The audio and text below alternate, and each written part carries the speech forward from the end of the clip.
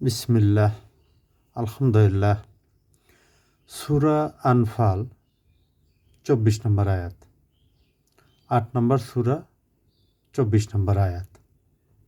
আল্লাহ বলেন, হে মুমিনগণ, তোমরা আল্লাহ ও তার রাসূলের ডাকে সাড়া দাও। তিনি তোমাদের জীবন সঞ্চার বস্তুর দিকে আহ্বান করেন। আর জেনে রেখো, আল্লাহ মানুষ ও তার অন্তরালে থাকেন। পরিশেষে তার কাছে তোমাদেরকে সমবেত করা হবে। অন্য একটা অনুবাদ, হে বিশ্বাসীগণ, তোমরা আল্লাহ ও তার রসুলের ডাকে সাড়া দাও যখন তোমাদেরকে ডাকা হয়, যা তোমাদের মাঝে জীবন সঞ্চার করে। আর জেনে রেখো যে আল্লাহ মানুষ ও তার অন্তরের মাঝে প্রতিবন্ধক হয়ে যান। এখানে আল্লাহ যে কথাগুলি বলছেন, আউযুবিল্লাহি মিনাশ শাইতানির রাজিম, বিসমিল্লাহির রহমানির রহিম, ইয়া আইয়ুহাল্লাযিনা আমানু, ঈমানদারদেরকে উদ্দেশ্য করে বলা হয়েছে। সমস্ত মানুষ না, যারা ঈমান এনেছে তাদের ঈমান পাকা করার জন্য বলা হয়েছে যে তোমরা সাড়া দাও। স্তাজিবু, তোমরা সাড়া দাও লিল্লাহি, আল্লাহর, ওয়ালির রসুল, রসুলের, ইজা দাআকুম, যখন তোমাদেরকে ডাকে। দাআকুম এখানে বহুবচন, তোমাদেরকে ডাকে। লিমা উহিয়াকুম, এখানে উহিয়াকুম যে শব্দটা, সেটা কিন্তু মানে উদ্দীপ্ত করবে, অর্থাৎ তোমাদেরকে মন প্রকম্পিত করবে এই বিষয়গুলি। ওয়ালামু, তোমরা জেনে রাখো, আন্নাল্লাহা, আল্লাহ, ইয়াহুল্লু বাইনাল মারই, অন্তরায় হয়ে থাকেন। অন্তরায় মানে প্রতিবন্ধকতা। এখানে ভালোর দিকে যাওয়ার জন্য মন্দ, মন্দর দিকে যাওয়ার জন্য ভালো। আমরা পরবর্তীতে এর বিস্তারিত আসছি ইনশাল্লাহ। ওয়া কালবিহি, অন্তরের, অর্থাৎ কালব আমরা হৃদয় যেটাকে বলে থাকি। ওয়া আন্নাহু ইলাইহি ও শারুন, ও শারুন, তার দিকে, তার নিকটে একত্রিত হতে হবে। এই বিষয়টা আমরা যদি এভাবে নেই যে আল্লাহ আমাদেরকে এই অন্তরায় বলতে কি ধরনের বিষয় উল্লেখ করেছেন, সেটা আমরা যদি উল্লেখ করার চেষ্টা করি, তাহলে এরূপ দাঁড়ায় যে আল্লাহ তাআলা মানুষ ও তার অন্তরের মাঝে অন্তরায় হয়ে থাকেন, মানে প্রতিবন্ধকতা, বাধার সৃষ্টি করেন। এর অনেকগুলো বিষয় হয়ে থাকে, বিভিন্ন আয়াতে আসছে। তার মধ্যে প্রথম যে বিষয়টা, সেটা হলো, এর অর্থ এরূপ হতে পারে যে সৎ কাজে কিংবা পাপ কাজ থেকে বিরত থাকার সুযোগ আসে। অর্থাৎ আমাদের এই সময় সৎ কাজ থেকে বিরত থাকা অথবা পাপ কাজ থেকে বিরত থাকার সুযোগ আসে, অথবা সৎ কাজ করার সুযোগ আছে অথবা অসৎ কাজ করার সুযোগ আছে। এখন করার সুযোগ হোক আর বিরত থাকার সুযোগ হোক, যেটাই হোক না কেন, সঙ্গে সঙ্গে সে তা করে ফেলে, কারণ তার ধৈর্য নাই। অতাওয়াসাবিল হক, অতাওয়াসাবিস সাবর, এই শেষের যে শব্দটা সবর, মানে ভালো কাজের আদেশ, মন্দ কাজের নিষেধ, আমর বিল মারুফ নাহি আনিল মুনকার, এই বিষয়গুলি মানুষের অন্তরে যখন একটা অবস্থার সৃষ্টি হয়, তখন প্রতিবন্ধকতা সৃষ্টি হয়। ভালো কাজ হয়তো বা অতি দ্রুত করে ফেলে, চিন্তাভাবনা করে না, ভালো মনে করেই করে, অথবা মন তো অতি দ্রুত করে ফেলে, কোনো চিন্তাভাবনা করে না এই বিষয়গুলি। যে কোনো সময় মানুষের রোগ, মৃত্যু কিংবা যে কোনো প্রকার উপস্থিতি হয়ে যেতে পারে, তখন কাজ করার আর অবকাশ থাকে না। সুতরাং মানুষের কর্তব্য হলো আয়ু ও সময়ের অবকাশে গনিমত মনে করা, অর্থাৎ অর্থ যখন আছে তখন সাদকা খয়রাত, দান, ইনফাক, নেফাকের বিপরীতে যেটা ইনফাক, অর্থাৎ আল্লাহর জন্য খরচ করা, ইনফাক ফিসাবিল্লাহ, আল্লাহর জন্য খরচ করা। পরবর্তীতে ভালো কাজ চাইলে সে সক্ষম নাও হতে পারে। এই বিষয়গুলো হয়তোবা সে চাচ্ছে যে আমি এখন করব না, পরে করব, কিন্তু পরে করার মতো সুযোগ তার নাও আসতে পারে, এই বিষয়গুলি। দ্বিতীয় যে বিষয়টা, যে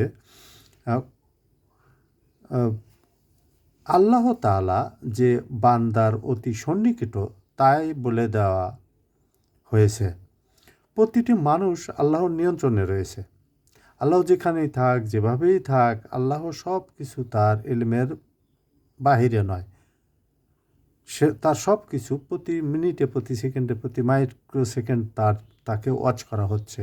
কারণ যেহেতু আল্লাহ পাকের একটা বিশেষ, একটা গুরুত্বপূর্ণ মাখলুক, সেখানে আল্লাহ পাক হাইগুল কায়ুম, তিনি শুধু সৃষ্টি করে ছেড়ে দেননি, তিনি তার কন্ট্রোলিং ক্যাপাবিলিটিও তার কাছেই রেখে দিয়েছেন। যখন তিনি তার অন্তর পাপের মাঝে অন্তরের সৃষ্টি করে দেন, আবার যখন তার ভাগ্যের অমঙ্গল থাকে, তখন তার অন্তর ও সৎকর্মের মাঝে অন্তরায় সৃষ্টি করে দেয়। সে কারণে রসুল সাল্লাল্লাহু আলাইহি সাল্লাম বলেছেন, এবং তিনি একটা দোয়া করতেন, তিরমিজির 2141, অর্থাৎ 2141, ইবনে কাসির এই হাদিসটি নকল করেছেন। হে অন্তরসমূহে বিবর্তনকারী, অর্থাৎ অন্তরসমূহে পরিবর্তন, আসলে বিবর্তন পরিবর্তন কিন্তু এটা একটা আর একটার পরিপূরক। কিন্তু আমরা যদিও পরিবর্তনকারীকে ট্রান্সফার চেঞ্জ হিসাবে বলি, আর বিবর্তনকে আমরা যেহেতু ইভলিউশন বলে থাকি, কিন্তু এটা কিন্তু তড়িৎ ঘড়িৎ করে একটা অনেক সময় দেখা যায় ওইটি কন্টিনিউ করতে থাকে। ভালো কাজের যদি পরিবর্তন হয়, বিবর্তন হয়, তাহলে সেটা ভালো কাজই করতে থাকে, আবার মন্দ কাজের যদি বিবর্তন হয়, তাহলে মন্দ কাজই করতে থাকে। এই হিসাবে কিন্তু বিবর্তন শব্দটা ব্যবহার করা হয়েছে। আমার অন্তরায় আপনি দিনের উপর প্রতিষ্ঠিত রাখুন,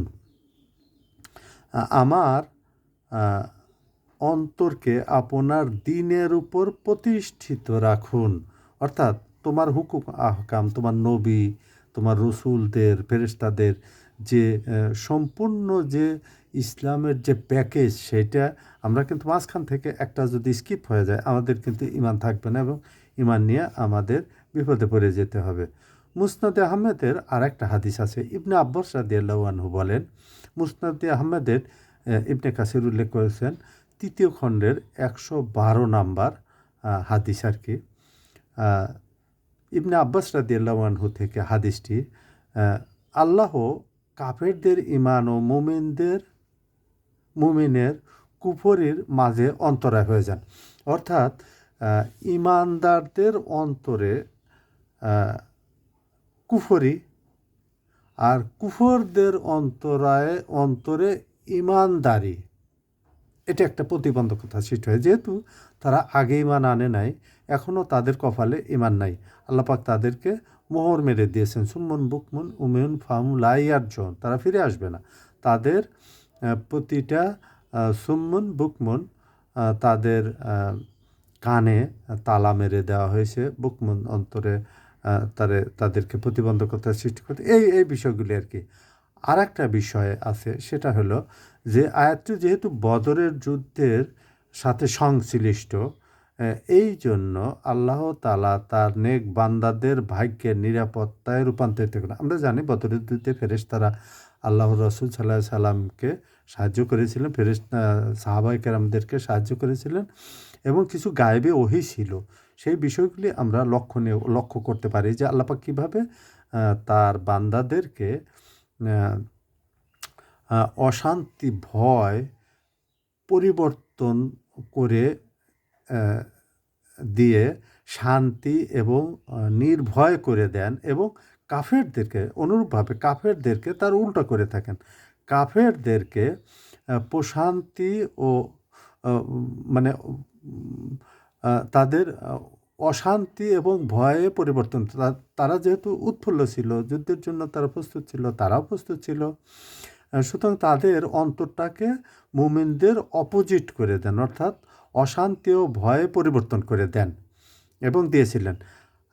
আবার তিনি ইচ্ছে করলে মুমিনদেরও এই ব্যাপারটা ফতুহুল কাদের। সুতরাং আমরা এই আয়াতে যেটুকু বুঝতে পারি সেটা হলো যে আল্লাহ পাক তার বান্দাদের কিভাবে অন্তর পরিবর্তন করে দিতে পারেন এবং করে দিয়ে থাকেন সেই বিষয়টা। এটা একটা জীবন সঞ্চার, অর্থাৎ জীবনের ভিতরে এমন কিছু উদ্দীপনা, আমরা সঞ্চার বলতে উদ্দীপক, আমরা যেটা বলি যেটা